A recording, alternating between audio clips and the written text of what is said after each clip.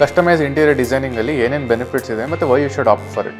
So basically customize interior designing ಅಂದರೆ this is a process of designing the house based on clients requirement ಬಂದಿರುತ್ತೆ. So ಇದರಲ್ಲಿ client preference ಹೇಗಿರುತ್ತೆ ಮತ್ತು ಅವ್ರ requirement ಏನಿದೆ, ಆಮೇಲೆ ಅವ್ರಿಗೆ ಆಕ್ಸೆಸಿಬಿಲಿಟಿ ಯಾವ ಥರ ಬೇಕು ಅದ್ರ ಮೇಲೆ ನಾವು ಒಂದು ಸೆಟ್ ಆಫ್ ಡಿಸೈನ್ಸ್ ಮಾಡ್ತೀವಿ. ಸೊ ಕಿಚನಲ್ಲಿ ಇವಾಗ different set of people with different ಹೈಟಿಗೆ ನಾವು ಯಾವ ಥರ ಕಾಂಪನ್ಸೇಟ್ ಮಾಡ್ತೀವಿ ಅಂದರೆ we adjust slab height based on the client site. Slab ಹೈಟ್ನ 1 or 2 inch ಮೇಲೆ ಎಲ್ಲ ಕೆಳಗಡೆ ಮಾಡ್ಕೋತೀವಿ.